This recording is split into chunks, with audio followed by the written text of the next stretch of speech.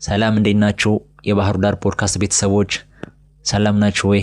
ዛሬ ከ13 ዓመት በፊት ያነበብኩትን መጽሐፍ እናንተም ብታነቡት ብዬ ልጠቁማችሁ መጥቻለሁ። መጽሐፉን ሳነበው እንደ አዲስ ነው ያነበብኩት። የጸሐፊው ፈረንጅ ነው። መጽሐፉ ይሄ ነው፣ የኢየሱስ ክርስቶስ በኢትዮጵያ የሚል ነው። ጸሐፊው የአፈ ታሪክ አሳሽ ነው። የተለያዩ መንፈሳዊም ዓለማዊም አፈ ታሪኮች አሳሾች አሉ። ይሄ መንፈሳዊ ታሪኮችን የሚያስስ ነው። ለምሳሌ የኖህ መርከብ ሊሆን ይችላል፣ ታቦተ ጽዮን ሊሆን ይችላል፣ ሐዋርያው ወንጌላትን ሲጽፉ ያረፉበትን ቦታ፣ የታሰሩበትን ቦታ፣ የተለያየ ነገሮች ሊሆን ይችላል የአፈ ታሪኮችን የሚያስሱ። ይሄ አፈ ታሪክ የሚያስስ ፈረንጅ ኢየሱስ ክርስቶስ በኢትዮጵያ እንደነበረ የሚናገር አንድ ማስረጃ ታሪክ ጽፏል። ይሄ መጽሐፍ በውስጡ ምን ይዟል? እዚህ ጋርም ጽፎታል። ኢየሱስ ክርስቶስና የአብ ግንኙነት በጣና ቂርቆስ፣ ኢየሱስ ወደ ኢትዮጵያ መጥቶ እንደነበረ ማረጋገጫ፣ የሙሴ ጽላት በኢትዮጵያ ውስጥ እንደሚገኝ ፍንጭ የሚሰጡ የመጽሐፍ ቅዱስ ጥናት ብሎ ነው ያስቀምጠው። ፊት ለፊት ላይ ያለው የመጽሐፉ ርዕስ ኢየሱስ ክርስቶስ በኢትዮጵያ የሚል ነው። ፈረንጅ ነው ጸሐፊው፣ ፕሮቴስታንት ነው። ግን የእውነታውን ነው ቁጭ ያደረገው። በጣም ደስ በሚል ጽሑፍ ነው ያስቀምጠው። አፈ ታሪክ አሳሽ እንደመሆኑ መጠን ለሚከተለውም እምነት ለሚከተለውም ይሄ ለነጭነቱም አድልቶ ጥቁሩን ዝቅ አድርጎ አይደለም የጻፈው። አሳሽ እንደመሆኑ መጠን እውነተኛ ታሪኮችን ቁጭ ነው ያደረገው። አፈ ታሪክ አሳሽ የሚባሉት የመንፈሳዊም ዓለማዊም አፈ ታሪኮች አሉ። የእሱ መንፈሳዊ አፈ ታሪኮች የሚያስስ ነው። ከዚህ በፊት የቅዱሱ ቤተሰብ ጉዞን ሲያስስ የነበረ ነው። ቅዱሱ ቤተሰብ የሚለው ኢየሱስ ክርስቶስ ከእናቱ ከድንግል ማርያም ከአባቱ ወይም ደግሞ ከመቤታችን ጠባቂ ከዮሴፍ እና ከሶሎሜ ጋር በስደቱ ሰዓት የሄደባትን እያንዳንዷ መንገድ ሲያስስ ሲያጠና የነበረ ነው። የተለያዩ ሰዎችም ይሄን ዶክመንታሪ ሰርተውታል። አሁን እሱ ይሄንን እስከ ግብጽ ድረስ ያለውን ስደት አይቶ ከዚህ በኋላ የት እንዳለ ውስጡ ይጠይቀው ነበረ እና ታቦተ ጽዮንን የት እንዳለች ሲያስስ የነበረ። በዛው አጋጣሚ ደግሞ ኢየሱስ ክርስቶስ ኢትዮጵያ መምጣቱን ማስረጃ አግኝቶ ወደ መጽሐፍ ቀይሮ የጻፈው መጽሐፍ ነው ያገኘሁት። ታሪኩ በጣም ደስ ይላል። ምስል ከሳሽ ነው። የተለያዩ ከተሞች ላይ ሄዷል። ኢትዮጵያ ውስጥ ከመጣ በኋላ የተለያዩ ከተሞች ላይ ሄዷል እና እነሱን የጠቀሳቸዋል። ለምሳሌ አክሱም ሄዶ ነበር። አክሱምን የገለጸበት መንገድ እና ከፈጣሪ ጋር ህዝቡ ከፈጣሪ ጋር ያለውን ግንኙነት። ላሊበላ ሄዶ ነበር። ከዛ ጎንደር፣ ከዛ ባህር ዳር፣ ጣና ቂርቆስ ገዳም፣ ሰሜን ተራሮች፣ ከዛ ፈላሾች ያሉበትን ቦታ ሄዶ ነበር። በነገራችን ላይ እነዚህ ሰዎች ቦታው ድረስ ከሄዱ በኋላ በሁለት አይነት መንገድ ነው ቱሪስቶችም ይጎበኙት። የመጀመሪያው ይሄ ዝም ብለህ እያየኸው የምትደመምበት አለ። ለምሳሌ ተፈጥሮን፣ ጫካን፣ ሐይቁን፣ ወንዙን ስታየው ምናምን መጠቀም አያስፈልግህም ወይም አትገደድም። ለምሳሌ አንድን ፏፏቴ አንድን ወንዝ ለማየት ምናምን አትጠቀም። በቃ ይሄው እየታየ ያለ ፊት ለፊት ያለ ስለሆነ ቀጥታ ዝም ብለህ እያየ ልትመሰጥ ልትደመም ትችላለህ እንጂ በምናብ የምትጎበኙ አይደለም። ግን እነዚህ አፈ ታሪክ አሳሾችና የፈረሱ ቤተ መንግስቶች የሚጎበኙ ሰዎች ፍርስራሹን እያዩ ወደ ኋላ ይመለሳሉ። ለምሳሌ ጎንደርን ብታይ የምታየው የቤተ መንግስቶች የሚያምሩ ቤተ መንግስቶች አይደሉ? አዎ። እዚህ ውስጥ ነገስታቱ ሲሄዱ ቁጭ ብለው ከፍርድ ሲሰጡ፣ ጋሻ ጃግሬዎች ወጣ ገባ ሲሉ፣ ከዛ እንግዳ ሲቀበሉ እዛው ውስጥ ሆነው በምናብ ነው የምታየው። ጎንደርን ስታይ ሄዳውን በስጋ አይን ስታየው ድንጋይ ነው የምታየው አይደል? የሆነ የተቦካ ጭቃ ነው አይደል የምታየው? አዎ። ግን እዚህ ጋር ምናብ መጠቀም ያስፈልጋል። ነገስታቶች እንዴት ኢትዮጵያን ያስተዳድሩ እንደነበረ ከዛ ቦታዎችን ታያለህ። ላሊበላ ስትሄድ በምናብ ትሄዳለህ። አክሱም ስትሄድ በምናብ ትሄዳለህ። አክሱም ስትሄድ በስጋ አይን ካየው የቆመ ድንጋይ ነው የምታየው። ግን አክሱም ጋር ሄደ በምናብ። ለምሳሌ እኔ በጉዞ አድዋ ወቅት እንትን ሄጄ ነበረ። ሮሃ እንትን የአክሱም በፊት የነበረችው ኢትዮጵያ የመጀመሪያዋ ከተማ ይሃ ጋር 5000 ዘመን ያስቆጠረ አንድ የግንብ አለ። እዛ ቦታ ላይ ከግንቡ ጎን ገና እየተቆፈረ ያለ ምድር ውስጥ ለውስጥ የሆነ ከተማ ይሁን ቤተ መንግስት ይሁን ገና እየተቆፈረ እየተጠናም ያየን ነበርና ይሄን ቦታ ሳየው በምናብ እየሄድኩ ነበረ። ማለት እዚህ ቦታ ላይ 5000 ዘመን በፊት ሰዎች ይኖሩ ነበረ እና ግንቡን ያየህ ከዛ ግንቡ ውስጥ ያሉ አገልግሎቶች አሉ። አገልግሎቱን እሱም በምናብ ማሰላሰል ነውና ይሄ አፈ ታሪክ አሳሽ የአፈ ታሪኮችን ሲያስስ ለምሳሌ ጣና ከመጣ በኋላ እንዴት እዚህ አካባቢ ላይ ታቦተ ጽዮን እንዴት እንደነበረች ይሄ በስሜት ሆኖ ወደ ኋላ በምናቡ ያሰላሰለ እንዴት ስሜት ሲሆን እንደነበረ ቁልጭ አድርጎ ጽፏል። ጸሐፊው ቅድም እንዳልኳችሁ ፕሮቴስታንት ነው፣ ግን እውነቱን ባዘለ መልኩ ቁልጭ አድርጎ ነው ያስቀመጠው። ይሄ አፈታሪክ አሳሽ የተለያዩ ከተሞች ሄዷል እና ከተሞች የሚገልጽበት መንገድ በጣም የሚደንቅ ነው። ኢየሱስ ክርስቶስ በኢትዮጵያ እንደነበረ የዓለም ጻፊያን ብዙዎች መጽሐፍ ቅዱስ ላይ ስለሌለ አያውቁም። ይሄም የፕሮቴስታንት ፓስተር ነው። ይሄም ፓስተር ካወቀ በኋላ በጣም ነበር የተደመመው። እግዚአብሔር በእኔ በኩል ለዓለም ሊናገር ፈልጓል ብሎ በጣም ተደምሞ ነበር ሲመለከት የነበርና ኢየሱስ ክርስቶስ በልጅነቱ ከእናቱ ከቅድስት ድንግል ማርያም ጋር ሆኖ ሄሮድስ ሊገለው ሲፈልግ ሲሰደድ ወደ ግብጽ ሄደ ነው የሚለው። ከዛ ግብጽም ጠራው ይላል። አሁን ይሄ አሳሽ ግን ምን ይላል? እስከ ግብጽ ደቡብ ድረስ እዛ ጥግ ድረስ የሄደው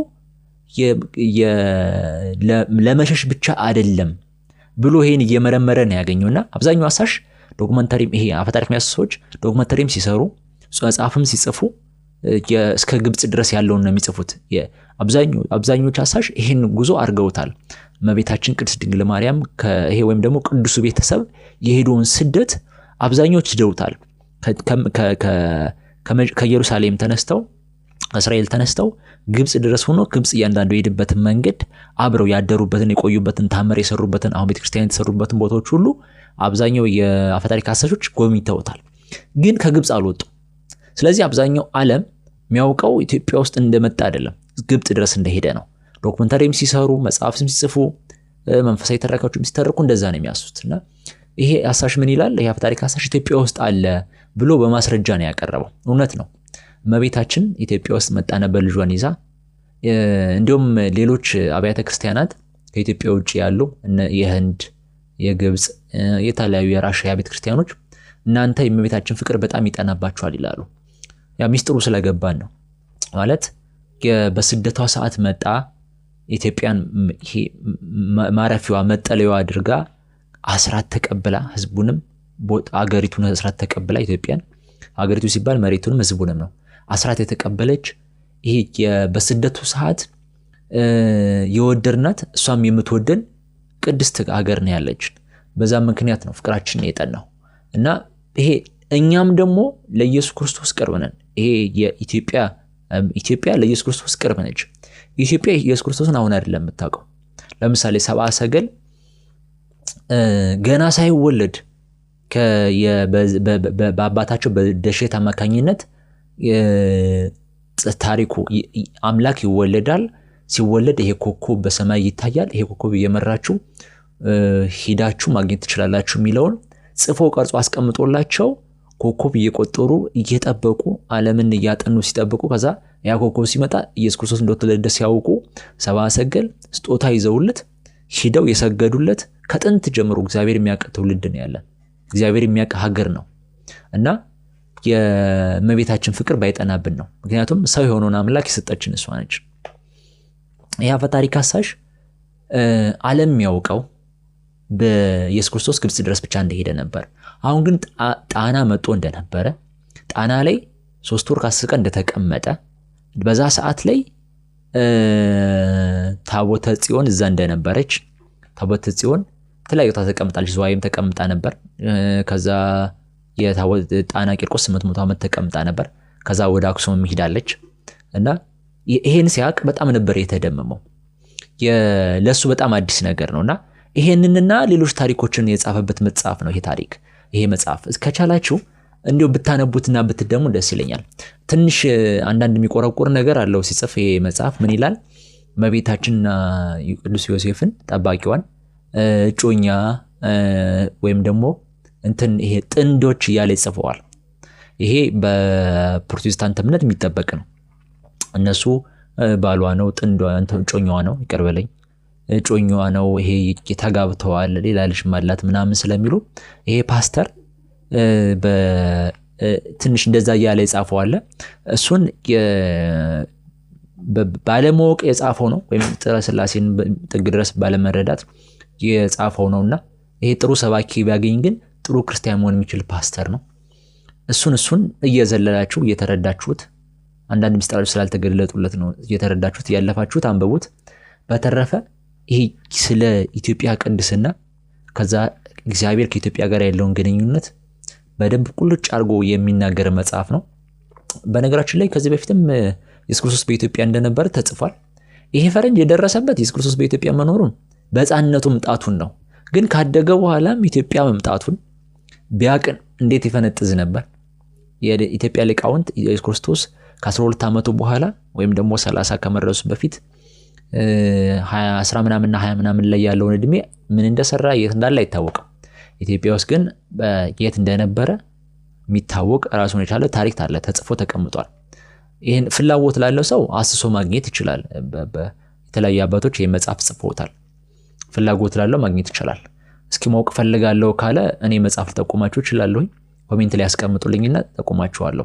ኢትዮጵያ ውስጥ መጥቶ እንደነበረ የሚናገሩ መጽሐፍት አለ ወይ የምታውቁት እነዚህ መጽሐፍ ያነበባችሁ ካላችሁ ደግሞ ኮሜንት ላይ ያስቀምጧቸው የመጽሐፍቶችን ርዕስና ከዛ ደግሞ ጻፊውን ጨምራችሁ አስቀምጡ። ሌሎች ታዳሚዎችም ኮሜንት ላይ እየሄዱ እየገዙ ማንበብ ይችላሉ ማለት ነው። ወጣትነቱ መጥቶ ነበረ፣ ደቀ መዛሙርቶችም እንደነበሩት ይናገራል። ከ12ቱ ሐዋርያት ውጪ ሌላ ደቀ መዛሙርት ነበሩት ኢትዮጵያ ውስጥ ሲመጣ ወደ 3 ዓመት እንደተቀመጠም ይናገራሉ። ይሄን ቢያቅ ፈረንጅ ይሄ ሐሳሽ እንዴት ይደመም ነበር። በጣም የሚገርማችሁ የኢትዮጵያን ቅድስና እግዚአብሔር ሀገር መመረጧን ሲናገር ጥሩ ሰባኪ ያገኝ ኦርቶዶክስ መሆን የሚችል ጴንጤ ነበረ፣ ፕሮቴስታንት ፓስተር ነበርና እኔ ወድጄዋለሁኝ እንደምትወዱት አምናለሁኝ።